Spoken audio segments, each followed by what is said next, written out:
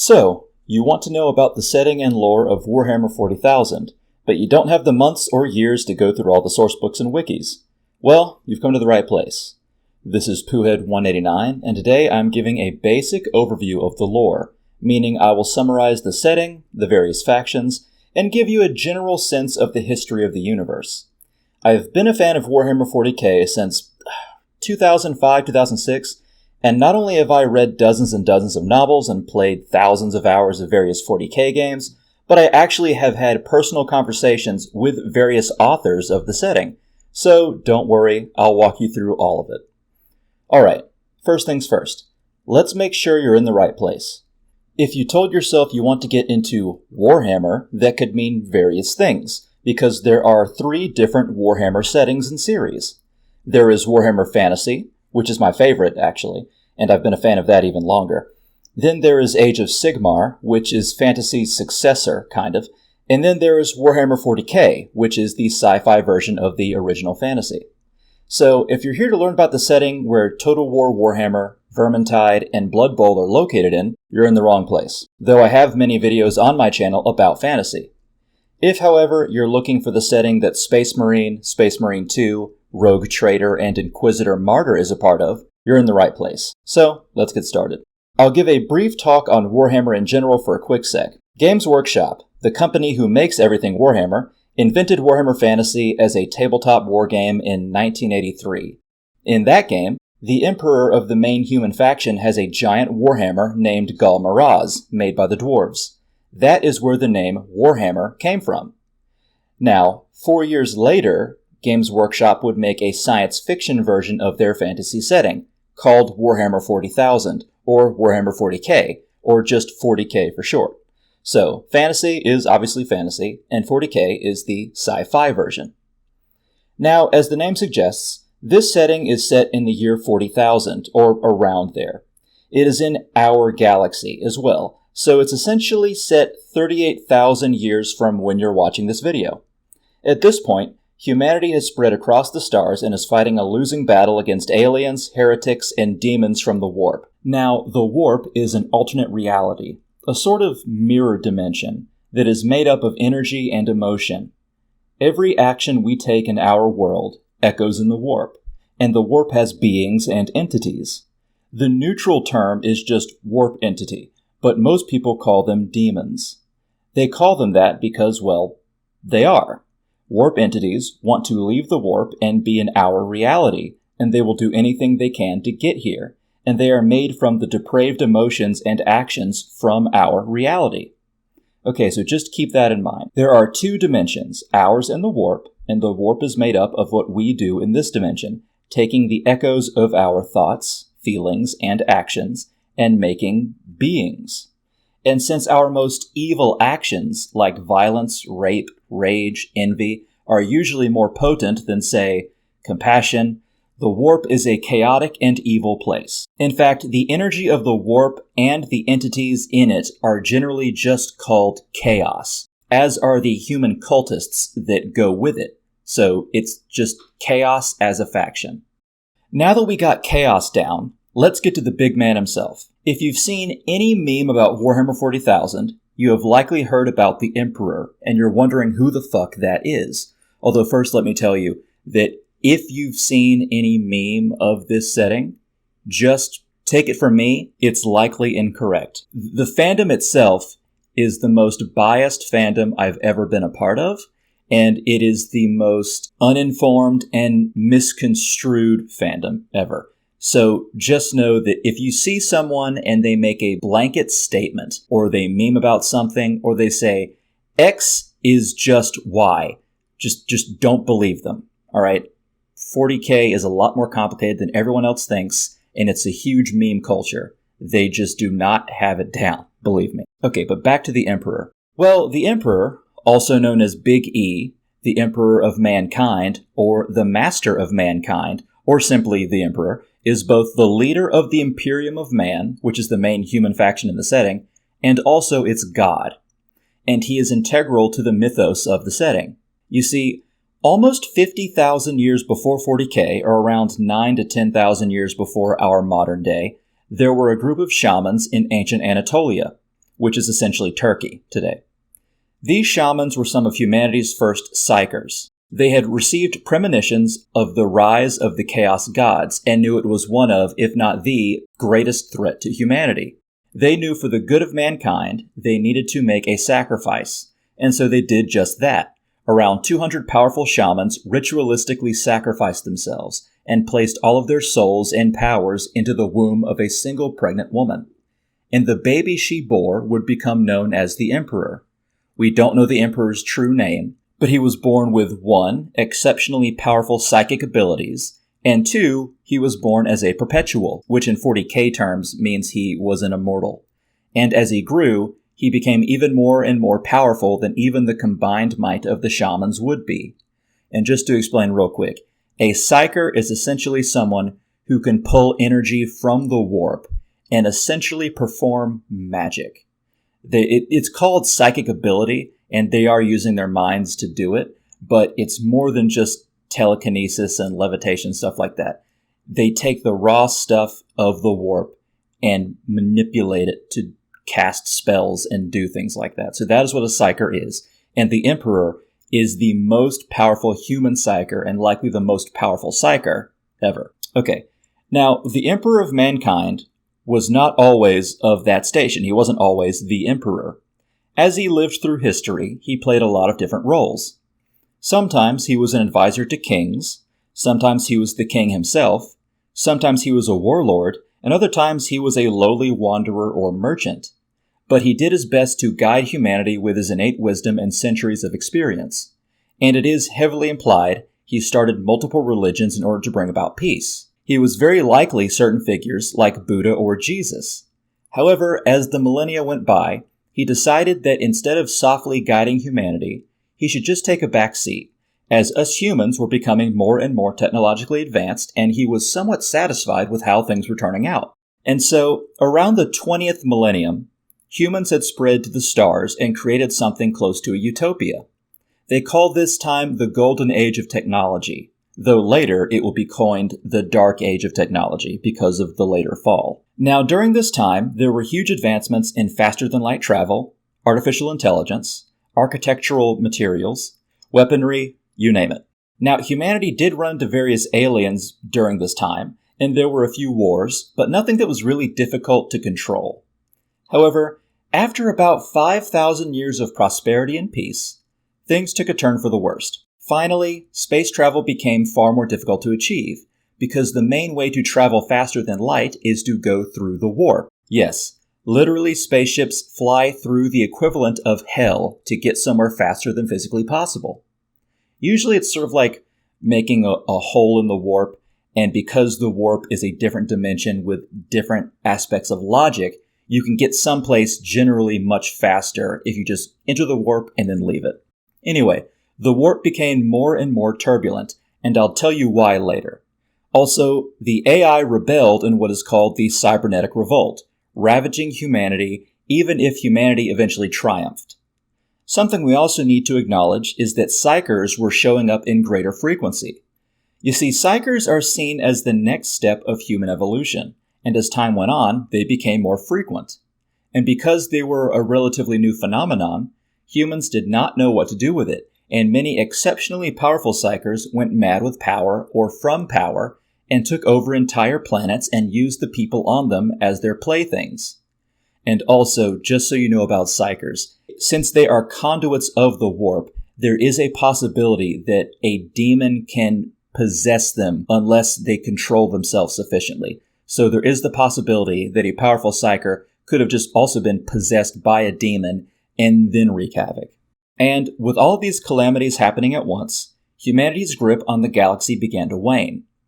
Sensing weakness, various aliens began to attack as well, and all of this caused energy shortages, food shortages, and eventually the warp became so wild that space travel from different star systems was almost impossible, and the Golden Age of Technology became the Age of Strife. Now, the Age of Strife lasted millennia, around the 27th to the 30th millennium. Some people could argue it started a little before or a little after, but that's generally its time period. Now, you might ask, where is the Emperor in all of this? Well, Big E, as people like to call him, was still on Earth. Or at least, he happened to have been on Earth before the faster-than-light travel became extremely hard. And it was at this point that the Emperor took a good, long look at humanity and his involvement in the development of the species. He realized that, despite trying to work behind the scenes and then let humanity continue on without his tampering, it clearly had not worked. He believed, and perhaps correctly, that the golden age of technology leading into the age of strife was inevitable, and that humans had become prideful and full of hubris, which is why the golden age of technology became the dark age of technology, because humanity looks back on that as a time of just arrogance. And the Emperor was becoming increasingly aware of the dangers of the Chaos Gods and the various aliens. And so, the Emperor decided it was time to take the kitty gloves off and take matters into his own hands. He was going to lead humanity into its next golden age, directly and permanently. Now, this is during the beginning of the 30th millennium, and this millennium was an extremely busy time for the galaxy for numerous reasons. Now, during the Age of Strife, the Earth, which is called Terra in 40k, because that's the Latin word for Earth, once the bastion of civilization, was now a mostly irradiated wasteland, and it was ruled by various tribal nations of techno-barbarians. Essentially, think of the Mongols or the Germanic barbarians or any medieval people, except they fought in powered suits of armor and used destructive weapons. Yeah, crazy time. They fought each other, vying for control over what small resources there still was to fight over, and the Emperor knew he had to start his grand design on Earth, as was only fitting, and at that time, the Emperor came into possession of two very important things. Firstly, he met Malcador the Sigillite. Now, Malcador is one of the most important people of humanity. He was not only an extremely wise man, but he was an immensely powerful psyker. In fact, he was second only to the Emperor. Malcador was not immortal, but he was so strong a psyker that he lived for centuries and would continue to live for centuries more. However, most crucially, he was the Emperor's right-hand man and his best friend. Some might say his only friend. They trusted one another, discussed plans, even had private jokes. True comrades. Now, Malcador served the Emperor and followed the Emperor's word to the letter, but he did it out of friendship and loyalty, and not fear. The second thing that the Emperor gained were the Thunder Warriors. Now, these guys aren't Space Marines, but we're getting there. You see, the Emperor knew that he needed a destructive army to unify Earth, and in order to accomplish that, he began to use his great intellect at creating a race of super soldiers with both mechanical and genetic engineering. However, though the project was successful, the Thunder Warriors were not perfect. They were huge, over 9 feet tall, with incredible strength and durability and a resistance to pain, but they were also prone to bouts of madness, and there were times when they became so frothing mad that they would literally rip their own muscles apart. They were violent and dangerous, and there are 2 theories on why they were that way. Either 1, the Emperor had just gotten into the field of creating super soldiers and he had not yet perfected the art, or 2, and this is more likely, he never intended for the Thunder Warriors to last forever from their creation. And we know that was his goal after they were created, at least. You see, conquering Earth was different than conquering the galaxy. Conquering Earth was wiping the slate clean of all other forms of government and thought, and for that he needed monsters, and created just that, the Thunder Warriors. However, I will say, he also gained a third, and at that time lesser-known aspect for his future plans, which are the Adeptus Custodes, or just the Custodes. Now, the Custodes are the bodyguard of the Emperor, his honor guard and vigilant watchers. There are none more loyal to him than they. They were each made to be a walking army in and of themselves. They're each like 11 feet tall and superb in their discipline, loyalty, and strength. He always kept them close, and even now they are still a big force in the galaxy, although they never leave Earth. Or generally they don't leave Earth. Anyway, okay, we'll get to that. Now, with the help of Malcador the Sigillite and the Thunder Warriors, he began to pacify Earth, and this is the conflict known as the Unification Wars. Over the decades, nations fell and alliances were made, but eventually the Emperor conquered Earth and unified it under his rule. Now, it is said that at the last battle of the Unification Wars, the last Thunder Warrior died, winning the war and planting the flag of the Emperor at the top of the hill.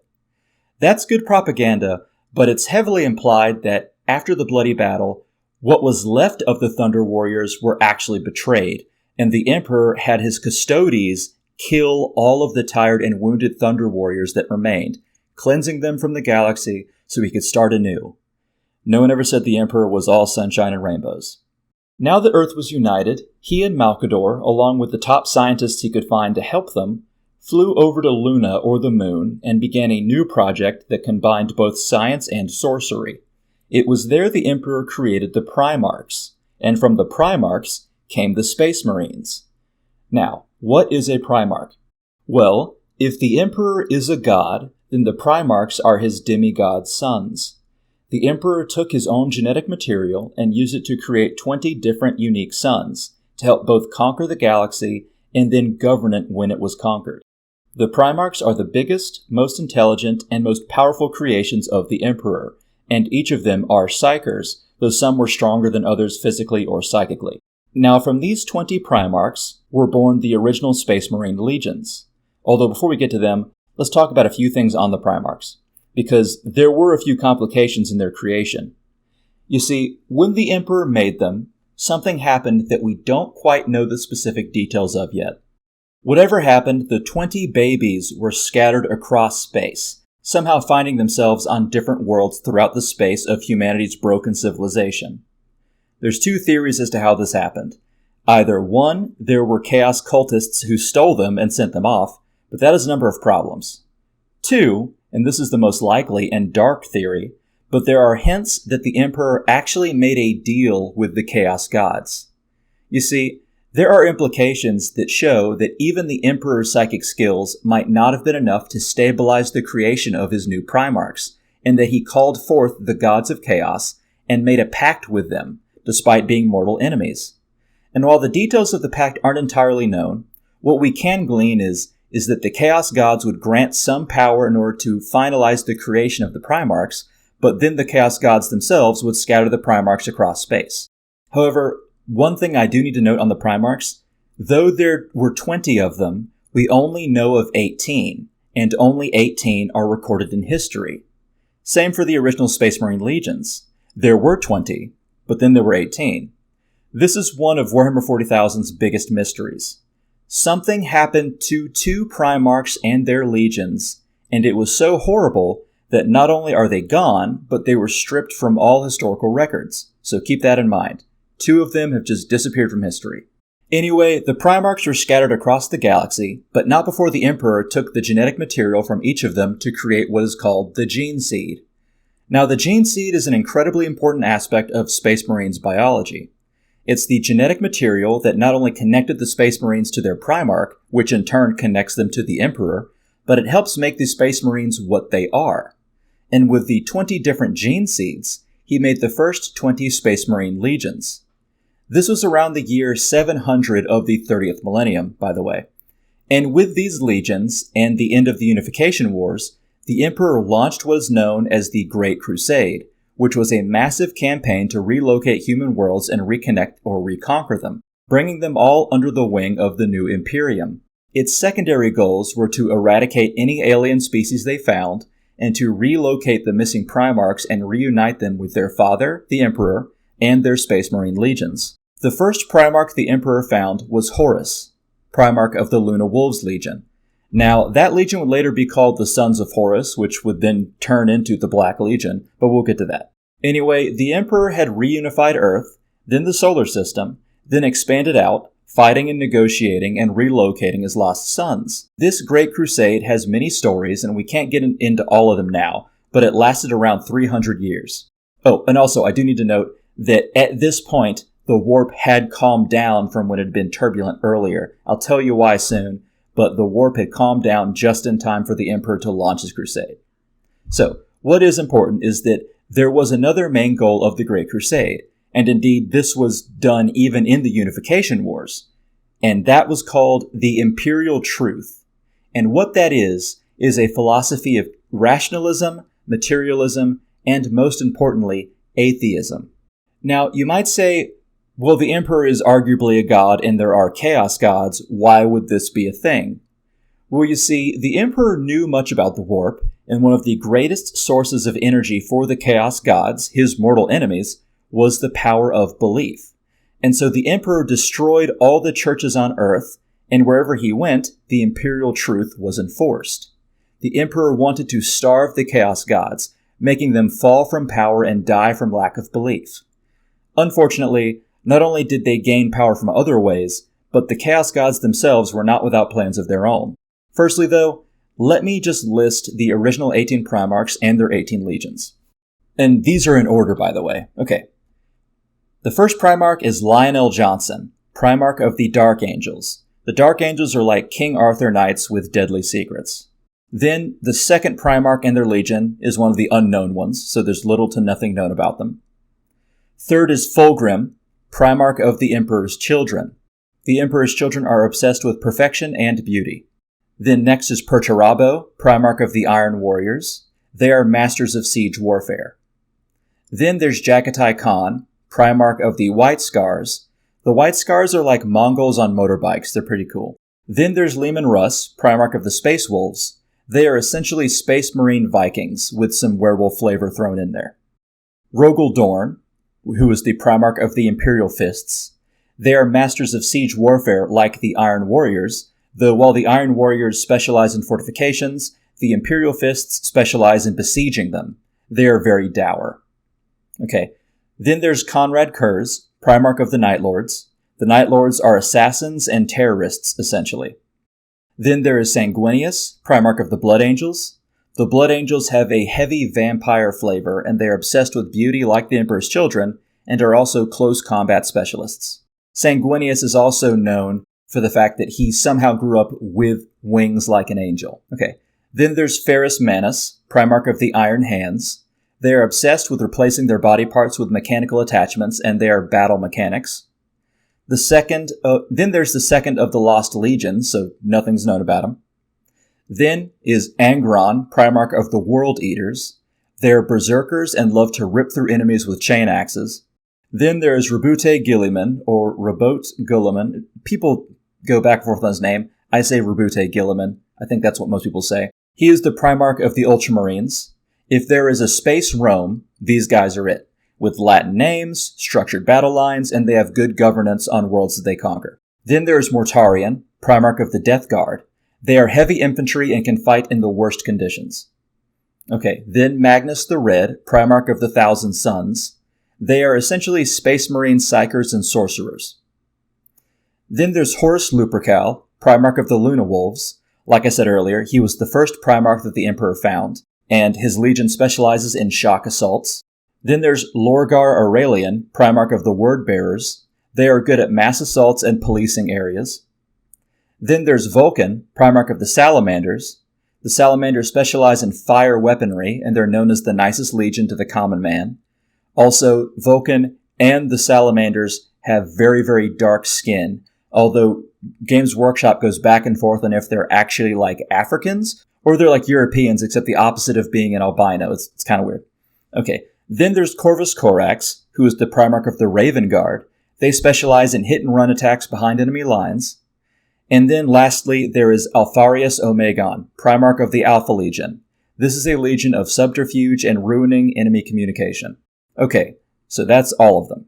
Now, one thing led to another, and eventually the Primarch Horus and his legion, and 8 other Primarchs and their Space Marine legions, fell to chaos and betrayed the Emperor.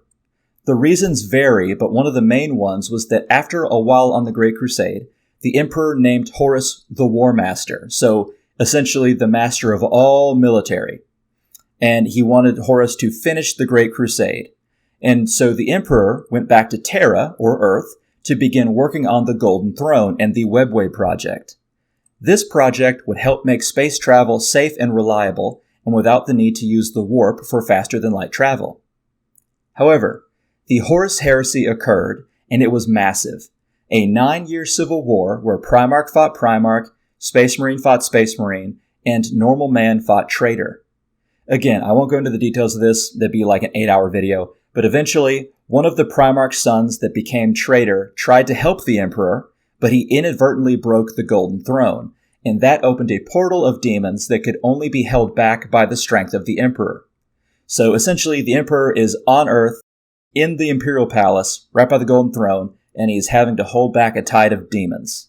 Then Horus and his legions, after they had tricked and betrayed the others, managed to attack Terra, or Earth, and they laid siege to the homeworld, and eventually, knowing reinforcements were on their way to help the Emperor, Horus baited him by opening the shields of his flagship, baited the Emperor, so the Emperor could teleport to him. Malcador the Sigillite, the Emperor's best friend, decided to sit upon the golden throne and hold the demons back as the Emperor went to face his traitorous son. So, the Emperor, along with two of the Primarchs, Sanguinius and Dorn, as well as a few other warriors, entered Horus's flagship, so they teleported there. Now, Sanguinius found Horus first. The two brothers were near equal in strength, though Sanguinius likely was the better fighter. However, at this point, Horus had been warped by chaos and had become far stronger than he could ever be. And though Sanguinius managed to wound him a single time, Horus killed his brother. It was then that the Emperor found Horus, and saw his loyal son's dead body on the floor. The Emperor and Horus fought, but even with Sanguinius' death, the Emperor still wanted to save Horus, which gave Horus the edge, wounding the Emperor heavily. However, during the duel, someone found them fighting. Reports vary. Some say it was a Custodes, some say it was a Space Marine, and some even say it was a normal human soldier, willing to fight the War Master Horus himself. Well, Horus turned from the wounded Emperor and contemptuously killed this newcomer in front of the Emperor, and it was then that the Emperor realized that the first son he had ever recovered was no more. He unleashed the full power of his psychic might on Horus, and so strong was it that the four Chaos Gods fled Horus's body for fear of being permanently obliterated. Horus was defeated, but still alive for a brief moment. He looked at the Emperor and silently pleaded the Emperor to continue his assault.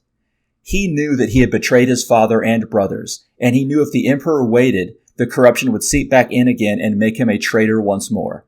And so the Emperor obliterated his mind, body, and soul, and so Horus was now no longer able to even go to the afterlife.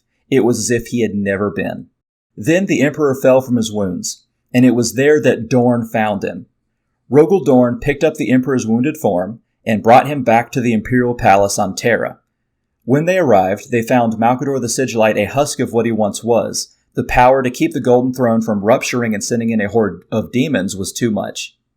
Malcador the Sigillite faded away into dust, and the Emperor grieved for his greatest friend, but knew the Golden Throne needed a power source, and the Golden Throne also had life support systems, and so he ordered his son Dorn to place him on the throne. And so, the Emperor has sat there, on the Golden Throne, deep in the bowels of what was once Mount Everest, for 10,000 years, keeping demons from destroying the capital of the Imperium, and barely being kept alive throughout all of it. And the Emperor being there also keeps alight the Astronomicon, which is like the North Star of the Warp, which helps keep men and women who navigate through the shipping lanes knowing where they need to go. Without it, faster-than-light travel would be far harder and far more dangerous. And to keep the Emperor alive and strong enough to keep the Astronomicon alight and to hold back the portal of the Shattered Webway project, 1,000 Psykers are sacrificed in the bowels of the palace every day. Now, the Horus heresy was done, and the Imperium was reorganized, as were the Space Marine legions. Rabute Guilliman decided that a Space Marine legion was too powerful of a singular force, and that if any one of them were to rebel again, it would be a huge problem. So the Space Marine legions were changed into Space Marine chapters. Instead of having 50,000 to 200,000 Space Marines per legion, each chapter would have only 1,000 Space Marines, and instead they would simply be divided up into different chapters. Now, when the legions were made, it was called the First Founding. This breaking up into chapters, where the new chapters were formed, was called the Second Founding, and there have been various foundings throughout the millennia after that. And so now, what would have once been a legion of 200,000 turned into a chapter of 1,000, and then the other 190,000 would have been broken up into other successor chapters that had descended from the first one. Okay, eventually the Primarchs, both loyalist and traitor alike, disappeared for a myriad of reasons, and most became a distant memory from legend by the 40th millennium. The Imperial Truth, preaching atheism and rationalism, became the Imperial Creed, which is the belief in the God Emperor of mankind. And now the Imperium deals with aliens, heretics, and demons in a daily struggle to survive in this fallen galaxy, where the best of the best have died, and humans just try and live another day. And yes, there are plenty of things that have occurred between the 30th millennium and the 40th millennium, but this is everything that is hugely noteworthy right now. Okay, so now let's talk about the factions and then the aliens. Now, just like how a nation like the United States has various factions that come into conflict with its government, the Imperium does as well. Firstly, there are these Space Marines, called the Adeptus Astartes. They are 8-foot-tall super soldiers with the gene seed of a Primarch and equipped with weapons and armor only someone of their strength, stamina, and size can wield. They are the best of the best, and the different chapters have different customs, and honestly, they're pretty much barely human anymore. Sometimes they don't even consider themselves human, although other times they're like, hey dudes, we're still human. It depends. They're generally called post-humans, so it's like transhuman. Okay, then you have the Inquisition, which is essentially an agency that has unlimited authority that are there to root out chaos, aliens, or corruption wherever they can, with different orders in the organization and almost unlimited funds. Most people are afraid of their attention, except maybe the Space Marines. Then we have the Imperial Guard, which is the biggest branch of the Imperium's military. The Imperial Guard is an army trillions strong, made up of men and even women from millions of worlds, given some flak armor, a las gun, basic training, and sent to the front lines to fight traitors, aliens, and horrors.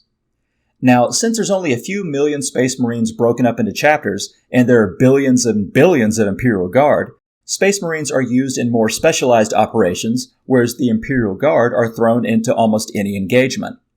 Unlike the Space Marines, the Imperial Guard are answerable to the High Lords of Terra, which are the ruling body of the Imperium, as is the Imperial Navy, which is the branch of the military that controls the spacefaring ships meant for transport and combat.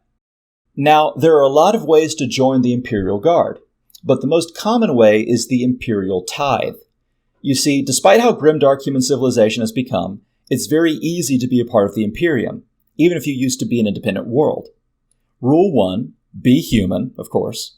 Rule 2, acknowledge the God Emperor is your only deity. Now, this is bypassed a lot of ways. Some worlds worship a sun god and then bullshit that it's meant to be an aspect of the Emperor, so it's no big thing.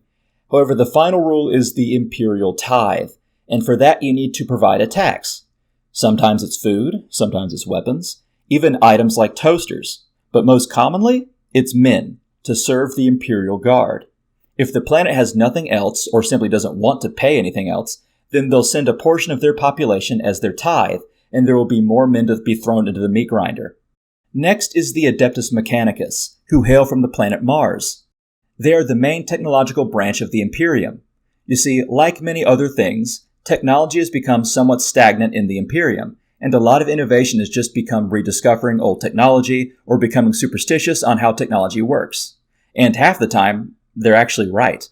You see, the Adeptus Mechanicus is a priesthood mixed with an organization of scientists.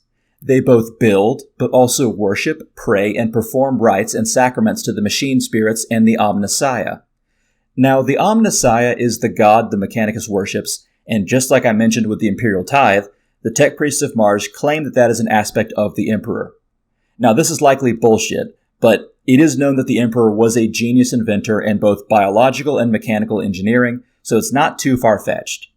And yes, before you ask, machines, particularly powerful ones, do have spirits that reside in them. That's how the warp works.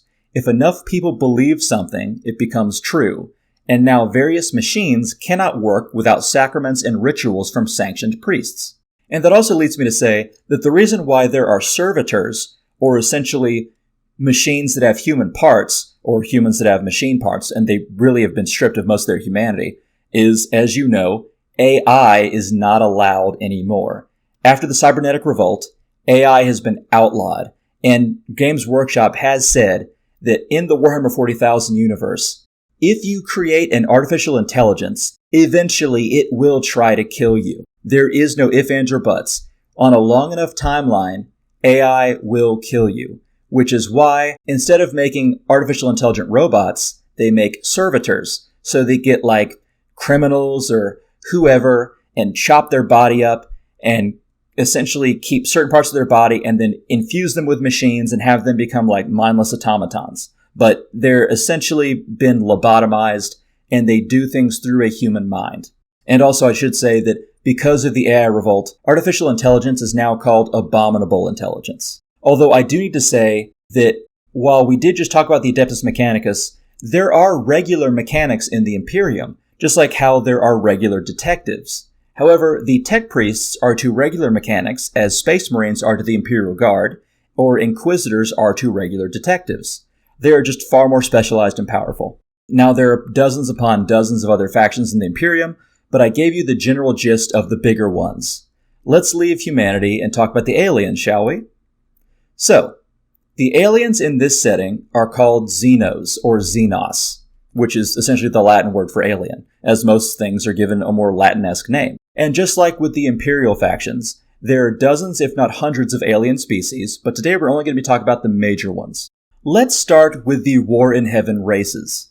You see, 60 million years before the setting, there was a race called the Old Ones. These were a race of reptilians that had conquered mortality and pretty much everything else. They were pretty much gods that seeded life throughout the universe and moved worlds and stars by their whims. One day, they came into contact with a race called the Necron tier. Now, the Necron tier were fairly technologically advanced, but they were sickly and short-lived. They hailed from a planet with an irradiated star that made their race weak, and even after they had grown advanced enough to leave their home system, they were unable to truly cure themselves of their ailments. They then met the Old Ones and asked them for immortality. It is unknown why, but the Old Ones refused. Well, the Necron tier had grown divided, creating different dynasties, and since death was so prevalent in their society, they began worshipping it. And the Council of the Necron tier decided in order to save their race, they needed to give their people a single adversary. So they declared war on the Old Ones. Well, that did not go well for a long time. The Necron tier were not as advanced as the Old Ones, and were getting the shit kicked out of them until something showed up in their home star system. It was a giant being made of pure energy, and this being began to feed on their star, absorbing its energy. Somehow, the Necron tier were able to communicate with it, and they created a metal body for it to inhabit. The being did so, and was able to speak through that body. This was a Catan, or a star god. Essentially, Catan or Catan are godlike energy vampires that devour stars, and when that's not available, they will devour emotions, fear being one of their favorites. Well, the Catan had been enemies of the Old Ones for a while, and they decided to make a pact with the Necron tier. They would help the Necron tier not only live forever, but defeat the Old Ones. And so they created these vast pyramids, and the Necron tier people walked in to be gifted new bodies, not only to gain immortality, but to fight the Old Ones. Well, the Catan, or Catan, of course, were not entirely truthful, and instead of giving the Necron tier immortal bodies, they decided to strip them of their minds and souls in the process. And the Necron tier became the Necrons. With the Necrons and the Catan working together, the Old Ones began to lose the war, and so the Old Ones created various races to fight back, including the Orks, the Aeldari, and some say the Tyranids. Now, the War in Heaven eventually ended with the near extinction and disappearance of the Old Ones and the Catan. The Necrons went into stasis sleep, the Orks devolved, the Tyranids, if they were even there, left the galaxy, and the Aeldari were left to rule. So let's begin with the Aeldari. The Aeldari, also called the Aeldari, are pretty much space elves. Tall, pointy ears, graceful, powerful psychers, and can live thousands upon thousands of years. They move inhumanly fast. In fact, humans appear to be moving in slow motion to them. They're also the most technologically advanced faction other than the Necrons. They ruled the galaxy for almost 60 million years, and their civilization collapsed around the age of strife for humans. Now you might ask, how could the Aeldari and humans have their golden ages going on at the same time in the galaxy? Well, you see, by this time, the Aeldari had been everywhere, done everything. They mostly did not pay attention to all these exploring humans taking over everything. The Aeldari were more concerned with ever more extreme pleasures and hedonism. It was their hedonism and misuse of the warp that partially led to the Age of Strife, because it led to the warp being turbulent and humans found it harder to travel. Well, eventually it came to a climax, and the Aeldari had essentially pleasured themselves into creating the chaos god of unspeakable pleasures and excess, Slaanesh. The birth of the Chaos God sent a psychic scream throughout the galaxy, consuming the souls of millions of Eldar and ripping open a hole in the galaxy that led into the warp, called the Eye of Terror. Now, some of the Eldar had grown wise to what was about to happen and fled, creating two factions. The Exodites, who are essentially Eldar hippies who ride dinosaurs and live on feral planets, or the more mainstream and more well-known Craftworld Eldar, which are what everyone thinks of when one says Eldar. They live on essentially space station city-states that floated through the void, essentially Orks made to survive the birth of Slaanesh.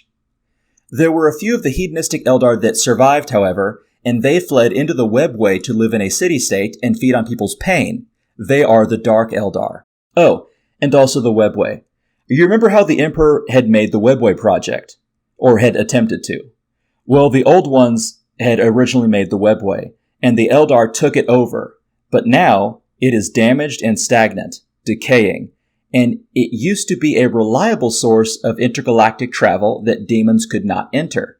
But anyway, that is the Eldar, space elves that are a shadow of their former selves that are hunted by Slaanesh even to this day. And I should point out that even though humanity wants to kill all aliens, and they aren't really friends, the Eldar are the ones that have allied with humans the most, because, well, the Eldar will easily use humans, and sometimes there are certain human commanders that are desperate enough to get their aid. Although, of course, there have also been plenty of times where the Eldar and humans have massacred each other, so it's not like they're friends at all. Okay, now for the Orks. Originally, they were the Krork, when the old ones created them, but now they have devolved from 12-meter-tall, super-intelligent aliens to usually 3 meters tall, fairly stupid but really tough aliens that love a good fight. Now, despite being devolved, the Orks still have many of the traits the old ones gave them, and are actually an extremely dangerous species. You see, Orks are a curious mixture of both animal and fungus, and every Ork is almost like a symbiosis. The animal part moves, fights, eats, talks, and the fungus part helps keep it alive in most situations. You see, it takes a lot to kill an Ork. They can fight without most of their organs because of their fungal nature. They hardly need to eat, although they do love to eat. And if you chop an Ork's arm off, most of the time they can keep fighting and can fix it without really needing antiseptic or any real procedure. It's why you often see Orks with mechanical parts, because 19th century medical practices make them as good as new. And what's more, the more they fight, the bigger an Ork gets because of their adrenaline-based metabolism. They have an instinctual knowledge of fighting and combat, and when Orks attack a world, it's almost impossible to get rid of them. You see, Orks don't breed. They are an asexual species. Orks produce spores that, when they reach soil, they grow into new Orks. When an Ork dies, they produce the most spores, and the only way to get rid of them is to burn the entire area of where the Orks have been with flamethrowers. Or in a few years, you'll get more Orks attacking.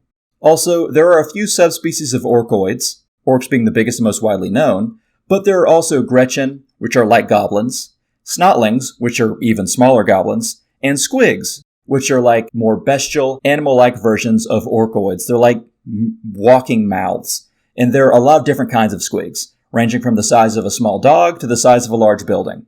Now, before we leave the Orks, we need to talk about the Wa, which is always in all caps and with at least 3 A's. And the Wa is, well, it's actually 3 different things. Firstly, it's a battle cry. Orks always yell it when they charge. Secondly, it's the term we use for a large warband of Orks. If you see 100 Orks, you're like, oh, that's a problem. If you see 1,000,000 Orks, you're like, oh, that's a Wa. And lastly, but likely most importantly, the Wa is also what you call the psychic energy field that permeates all Orks. You see, when the old ones made the Eldar and the Orks, they made them both very psychically powerful. The Eldar are simply traditionally powerful, but the Orks are different. You see, every Ork emits Wa energy, and the more Orks that gather together, the stronger that energy is. And as the energy increases, it makes the Orks grow larger and also more intelligent. If there are 100 Orks left alone on a planet, they'll stay around 6.5 feet tall, and the best they'll do is wield clubs until more Orks are created. However, if you get 1,000,000 Orks together, these guys will be over 7 feet easily, usually 8 feet, and they will start building spaceships and using guns, and even be able to speak better.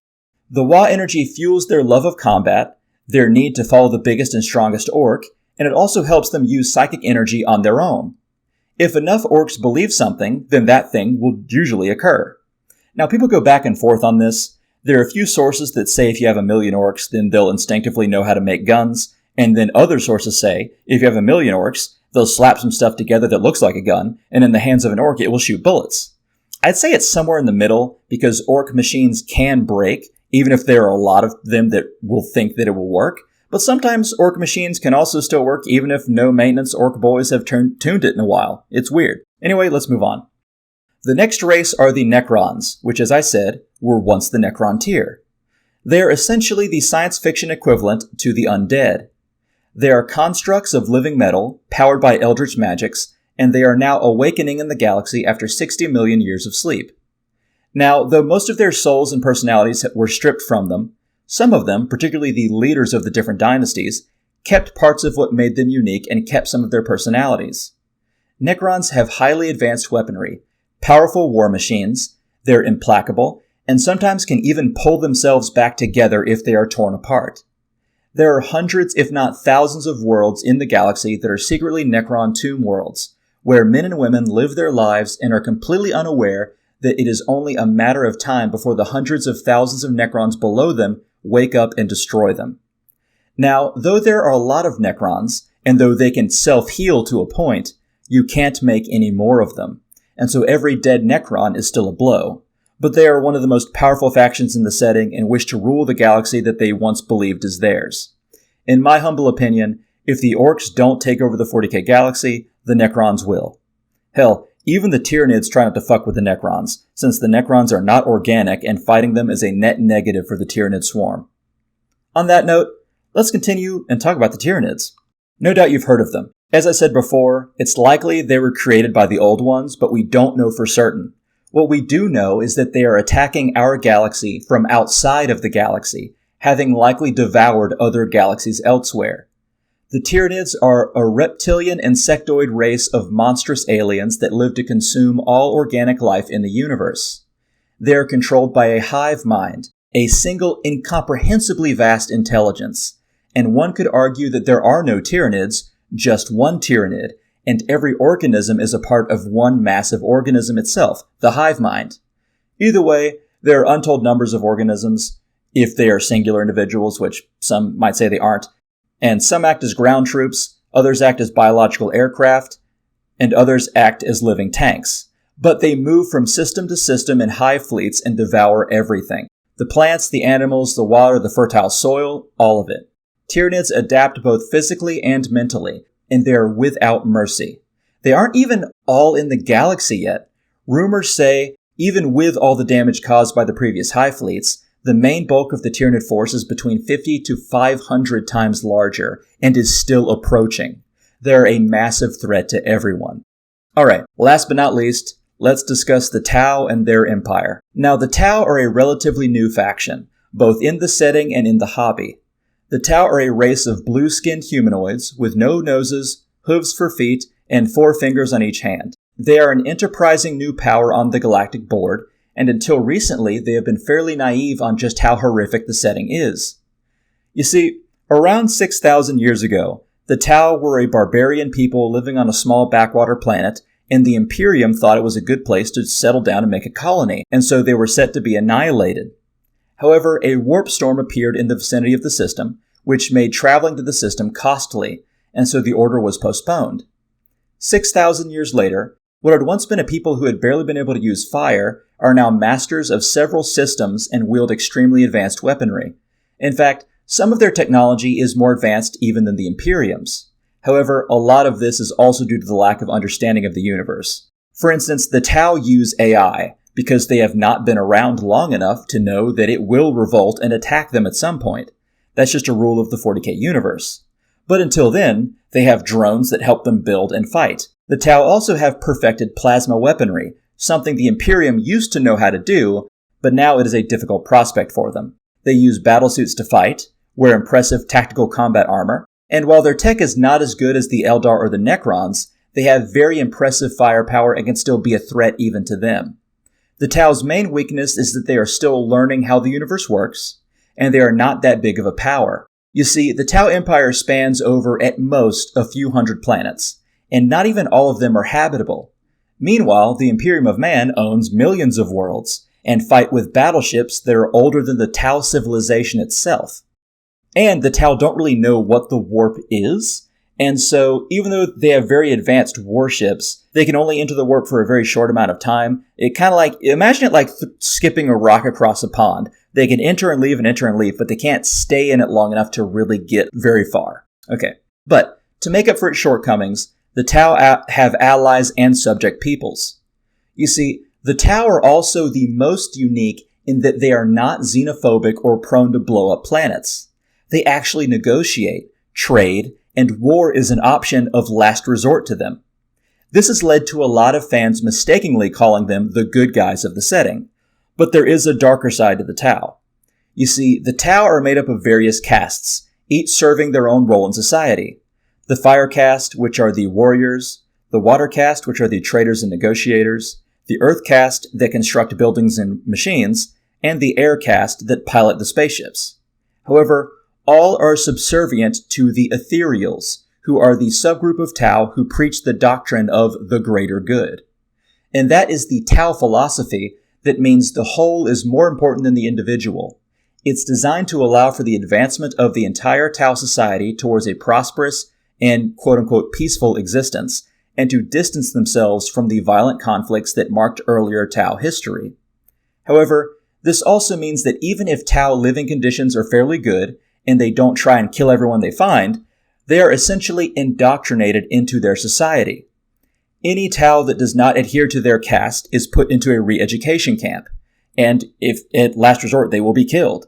And the Ethereals are also heavily implied to be using some sort of mind control on the population. And though the Tau will allow you to join their society, and they will hide the fact I'm about to tell you, when push comes to shove, if you are not an Ethereal, you are a second-class citizen, and if you are not a Tau, you're a third-class citizen. They try to let you know that, and they give you all these shiny things, but at the end of the day, if they have to, they'll sacrifice you. They try to make sure you never have to find out, like I said, with relatively clean streets and good technology, but at the end of the day, this isn't the communist utopia they preach. It's an authoritarian regime. And though Tau do not try to wage war if they can help it, that's because war's a big hassle. It's not because they're hugely peaceful. They still are attempting to expand everywhere and will try and conquer the galaxy if they can. And if negotiations fail on them wanting to take a world, they will attack it.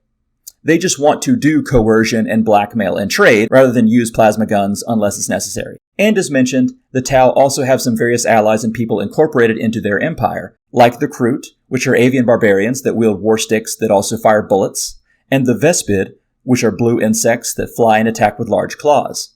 Although, I do need to note that the Tau are not powerful psychically, which is one reason why they don't know anything about the warp. And on the one hand, that means that demons usually ignore them unless they get in their face. But on the other hand, they don't have the same sorceress capabilities as most other races. Whew, man, geez, that's a long video. Alright everybody, I believe that is everything I want to talk about today. Yes, there is more to talk about, but that is the bare bones basics. I hope this is relatively easy to follow, even if there's a lot. Please like and comment as that helps the algorithm, and if you think I deserve it, subscribe. Alright, thanks everybody.